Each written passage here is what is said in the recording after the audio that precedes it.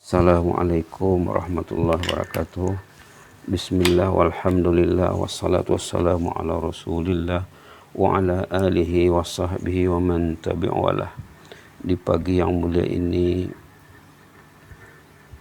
7 September 2021,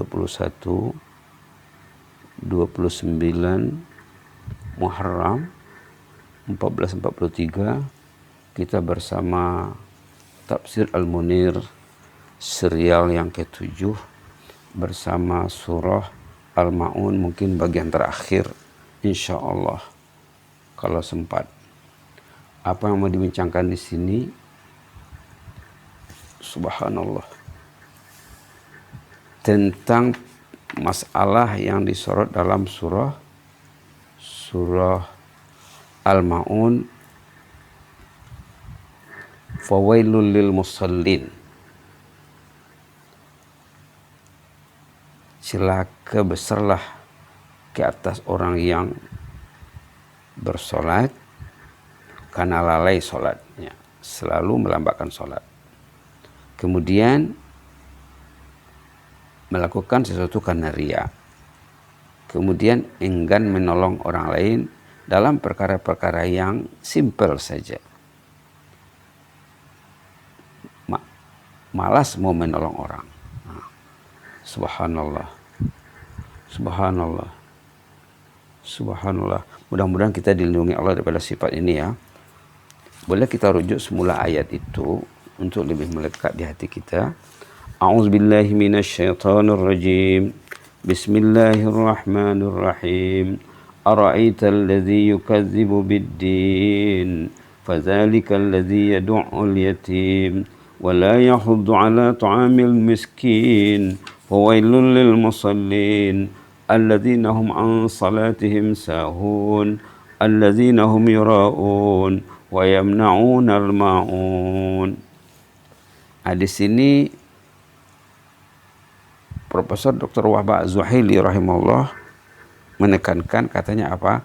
Musibah dan celaka besar serta ancaman keras yang datang daripada Allah terhadap orang yang melakukan 3 perkara: melalaikan salat, beramal karena riya, dan enggan menolong orang lain. Halaman 430 Tafsir Al-Munir edisi Malaysia. Manusia hipokrit mempunyai 3 jenis ciri-ciri ini dengan lengkap: suka meninggalkan salat, riya, dan bakhil. Na'udzubillah, summa na'udzubillah. Lalai sembahyang pula membawa 2 makna, sama ada meninggalkan salat secara langsung atau melaksanakannya sambil lewat, atau lalai ketika melaksanakan salat.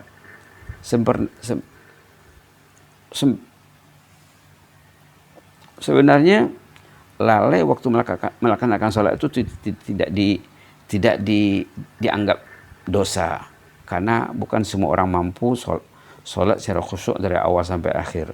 Rasulullah sendiri pun pernah juga terlupa, sahabat-sahabat juga pernah terlupa dalam sholatnya.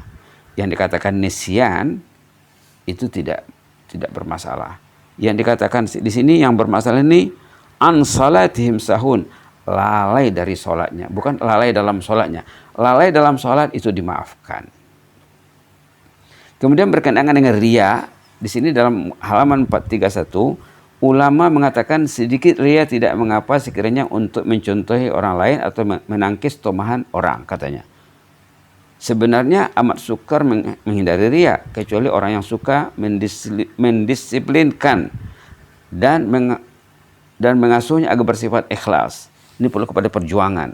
Sebab Rasulullah juga mengatakan dalam satu hadis, ar-riya'u akhaffu min dabibin namlah as-sauda fil lailatil muzlimah alal mashil aswad.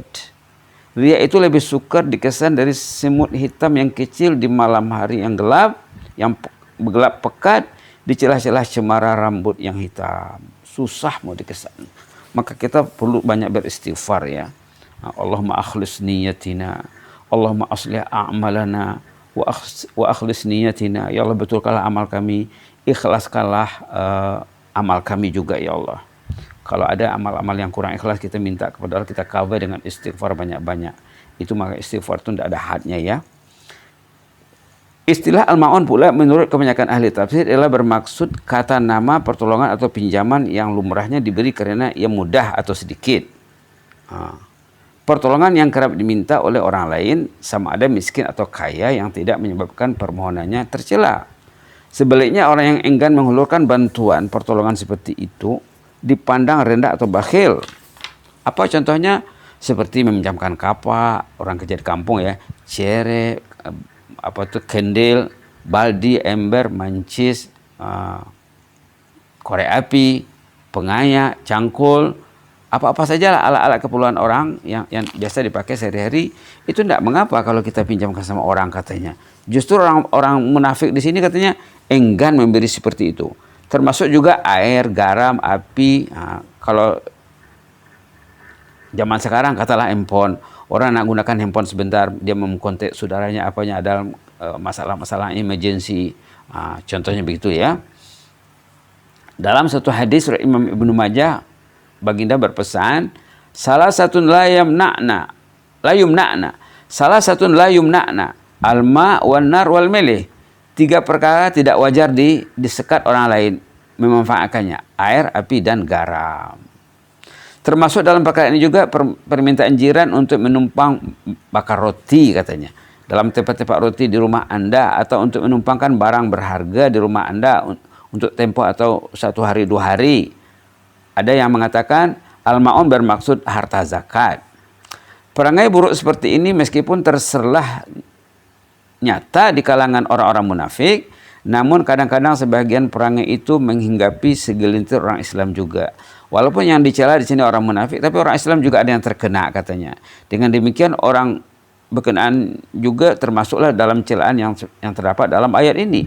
Walaupun dia bukan munafik, dia orang Islam, tapi dia kalau dia enggan melaksanakan apa yang dihimbau, yang diserukan dalam ayat ini, wa yamna'unal ma'un, kalau dia tidak mau menunaikannya, dia tergolong juga katanya.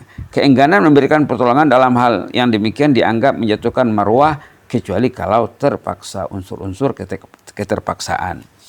Kedua-dua ayat yang mengungkapkan perihal kelalaian bersembahyang, bersolat, dan enggan memberi pertolongan al-ma'un, menegaskan bahwa solat itu khusus untuk Allah.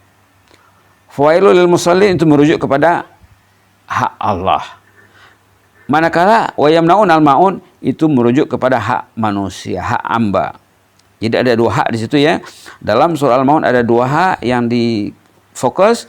Pertama hak Allah tentang salat, hak manusia tentang ma'un, tentang anak fakir miskin juga, yatim, anak yatim juga ya, berkenaan dengan hak manusia. Siapa yang meninggalkan salat bermakna ia mengabaikan arahan mengagungkan Allah.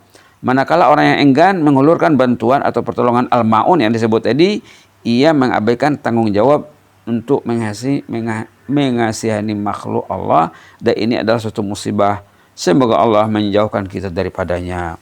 Terakhir sekali, Prof. Wahbah Zuhaili mengingatkan kita, sebagai rumusan dalam surah ini, Allah menyinaraikan 4 sifat orang yang kafir dan munafik, yaitu bakhil atau kikir, meninggalkan salat, bersifat riya bila menunaikan, dan enggan mengeluarkan zakat atau memberi pertolongan, serta berbuat kebaikan, enggan membuat kebaikan. Begitulah berakhirnya sorotan terhadap surah Al-Ma'un. Mudah-mudahan Allah menjauhkan kita daripada sifat-sifat ini.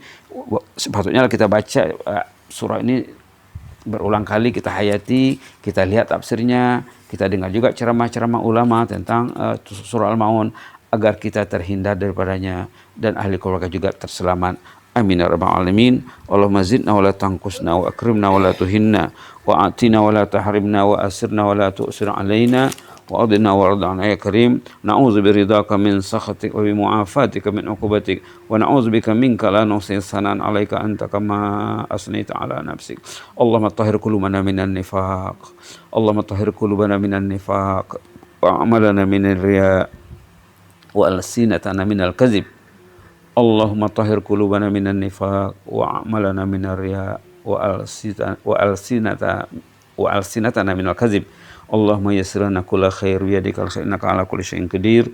Wa sallallahu ala sayyidina Muhammadin wa ala alihi wa sahbihi wa baraka wa sallam. Alhamdulillah amin. Taqabbalallahu minna minkum.